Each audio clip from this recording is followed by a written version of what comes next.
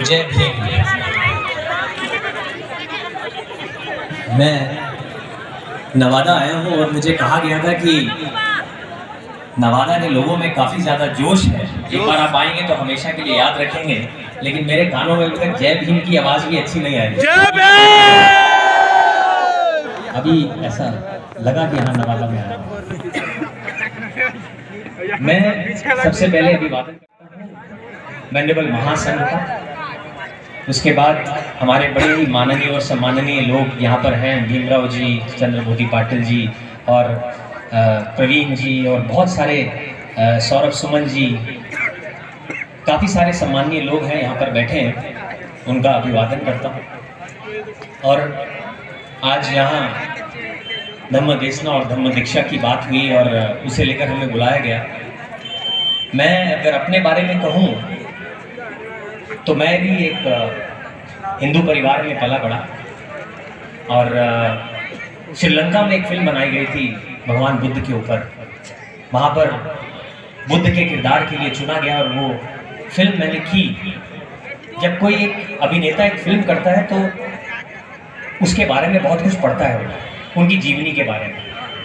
तो मैंने भी भगवान बुद्ध की जीवनी पढ़ी, धम्म भी पढ़ा, तो सोच में पड़ा कि इतना कभी भारत में लोगों के सामने लाया ही नहीं गया।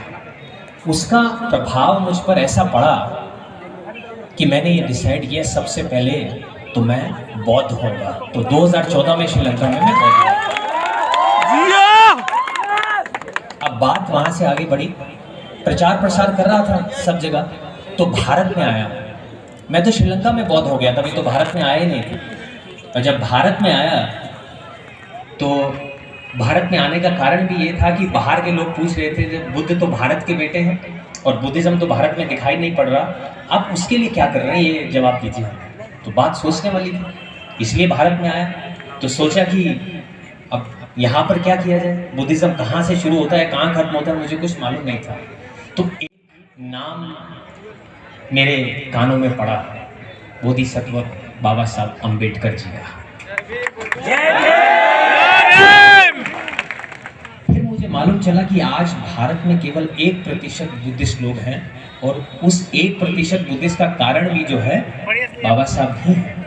फिर उनकी जीवनी पढ़ी और सोच में पढ़ा कि मैं तो बहुत अच्छे स्कूल में पढ़ा हूँ, सब कुछ पढ़ा है भारत का, उन्होंने संविधान लिखा है, इससे ज़्यादा बाबा साहब के बारे में भी ज़्यादा बताया नहीं गया। स्कूलों में भी बहुत कुछ खास, अगर आप जाएंगे ए ग्रेड स्कूलों में तो बहुत ज़्यादा बाबा साहब के बारे में बताया नहीं गया। ये बहुत बड़ी विडम्बना है, उनको उनके बारे में और बहुत सारी चीज़ें बतानी चाहिए। फिर मैंने उनकी जीवनी पढ़ी।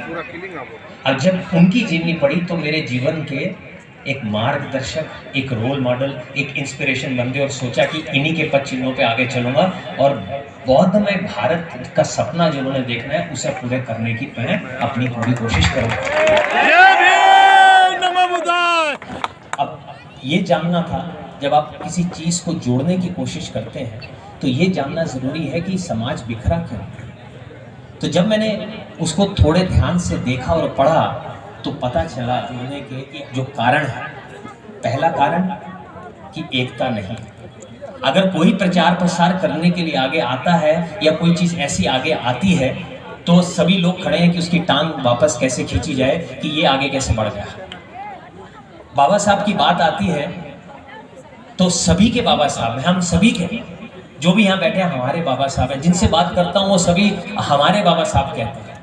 और जब कार्यक्रम की बात आती है तो वो मेरा तेरा हो जाता है। जब धम्म का कोई कार्यक्रम हो रहा होता है तो या वो गगन मलिक का कार्यक्रम है, वो बुद्धिस्ट सोसाइटी का कार्यक्रम है, वो सौरभ सुमन जी का कार्यक्रम है, ऐसा नहीं होना चाहिए। जब धम्म का कार्यक्रम होगा, वो चाहे किसी का भी कार्यक्रम है, वो भी हम सभी का कार्यक्रम होगा। ये भावना लानी होगी। अगर एकता बहुत जरूरी है। ये जो हम कार्यक्रम करते हैं ये कुछ बहुत ज्यादा धम्म देशना देने के लिए, मैं तो उतना सक्षम नहीं हूँ कि मैं आपको, कर्नाटक जी ने ऐसी धम्म देशना दी है कि मुझे हिला के रख दिया, पहली बार सुना। तो हम तो बात कर सकते हैं ताकि आप सबको जोड़ने का काम कर रहे हैं। बुद्धिस्ट सोसाइटी ऑफ इंडिया भी ये काम कर रही है, पहले आप सब जुड़िए, उसी के लिए सारे इवेंट किए जाते हैं। याद रखिए, धम्म चक्र परिवर्तन दिन हर 14 अक्टूबर को मनाया जाता है। वही प्रक्रिया चलती आ रही है कि फॉर्मेलिटी पूरी करनी है, धम्म चक्र प्रवर्तन दिन आया है वो हम मना लेते हैं और अब बुद्धिस्ट लोगों के बीच में रहते हैं, लेकिन उसका क्या, जो धम्म चक्र चलाना है उसका क्या? बहुत सालों के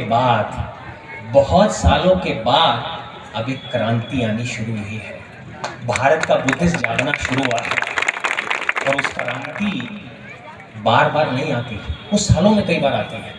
तो वो क्रांति अब शुरू हुई है, उसे आपका फर्ज है कि आप उसे रुकने ना दें। जो धम्म चक्र चला है वो चलता रहे। दूसरा,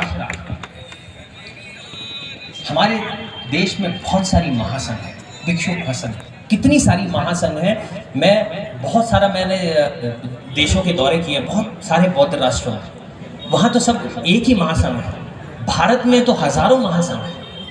तो सबसे पहले ये बहुत ज़रूरी है कि एक महासंघ का निर्माण होना और उसकी एफिलिएशन भारत की महासंघ की दूसरे देशों के साथ करवानी है।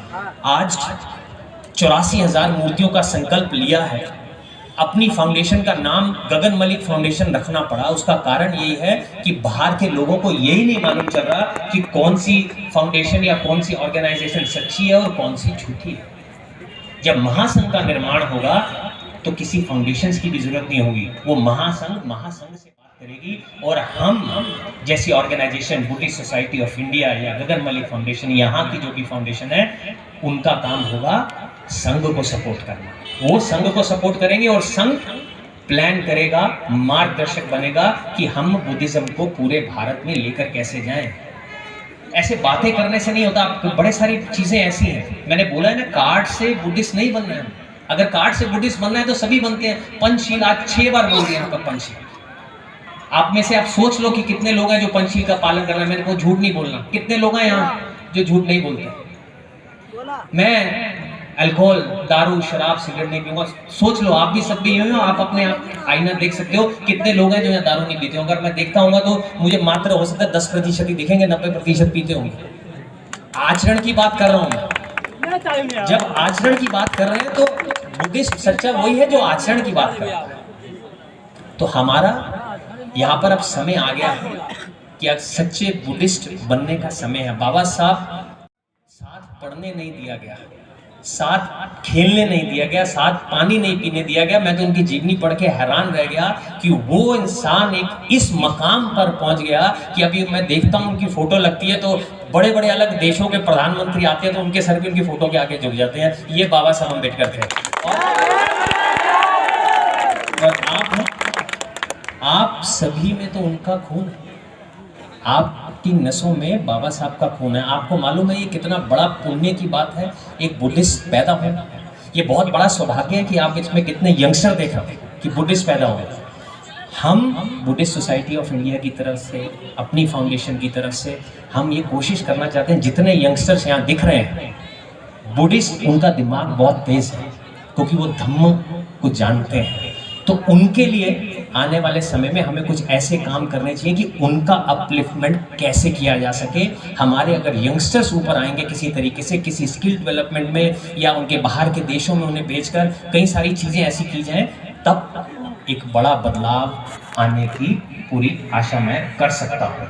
आज मैं नवादा में आया हूँ, ये वादा है, अभी नवादा में आए हैं। मैंने काफ़ी भंते जी से भी डिस्कशन किया, सौरभ सुमन जी से भी किया और जितने भी यहाँ पे ऑर्गेनाइजिंग कमेटी है कि अब हम जुड़कर काम करेंगे। ये पहला कार्यक्रम ऐसा हुआ है कि यहाँ पर मैं देख रहा हूँ काफ़ी सारे लोग तादाद में आए हैं। मैं चाहता हूँ अगला कार्यक्रम ऐसा होना चाहिए कि स्टेडियम की धरती दिखनी नहीं चाहिए, इतने लोग यहाँ पर होने चाहिए। एक अच्छा सा जोश, ये यंगस्टर्स का जोश है और मैं चाहता हूँ आप सब लोग अब जुड़ें, आगे बढ़ें, कंधे से कंधा मिलाकर आगे बढ़ें और ये जो धम्म क्रांति आई है सालों के बाद, इसे आप रुकने ना दें। हम आपके साथ हैं, आप हमारा साथ दो। जो भी लोग, बहुत सारे ऐसे लोग होंगे जो ये चाहेंगे कि मैं धम्म सीखना चाहता हूँ, उसका भी पूरी तैयारी हमने की हुई है। थाईलैंड में आप टेम्परेरी भिक्षु बन सकते हैं, श्रामणेर बन सकते हैं। जो भी आने वाले समय मिनिमम बाहर जाकर धम्म को अच्छे से जानना चाहता है, अच्छे से सीखना चाहता है, वो भी बुद्धिस्ट सोसाइटी ऑफ इंडिया को संपर्क करे। ताकि हम अपने जो यंगस्टर्स को हैं धम्म की सही परिभाषा सिखाने में उनकी हम मदद कर सकें। मैं थाईलैंड में 100 दिन के लिए भिक्षु बना, ज़्यादा लंबी बात नहीं है, अभी इसी साल ही बना, और 100 दिन के लिए रहा वहाँ, करीबन 4 महीने भिक्षु बनकर रहा। वहाँ का माहौल देखिए आप कैसा है। मुझे कहा गया कि आपको सुबह 6 साढ़े 6 बजे उठना है, रेडी होना है और बैंकॉक जैसी सिटी में आपको जाकर भिक्षा मांग कर आनी है, और जो खाना आपको मिलेगा वो आपस में आप बांटकर खाएंगे। ये ट्रेडिशन, ये प्रक्रिया आपको फॉलो करना है, नंगे पाँव जाना है। तो मैंने कहा कि मुझे सिटी में अगर मैं कोई जाऊंगा तो क्या मुझे कोई खाना देगा? मैं कहा भारत में तो मैंने नहीं देखा, कोई भिक्षु जा रहा है तो खाना देने तो दूर की बात है, हम उनका सम्मान करना भी नहीं जानते, वहां तक की बात है। तो मैं जब वहां सुबह गया 6:30 बजे, बाहर निकला बिहार से, तो आप मानेंगे नहीं, वहाँ 200 लोग कतार में खड़े थे।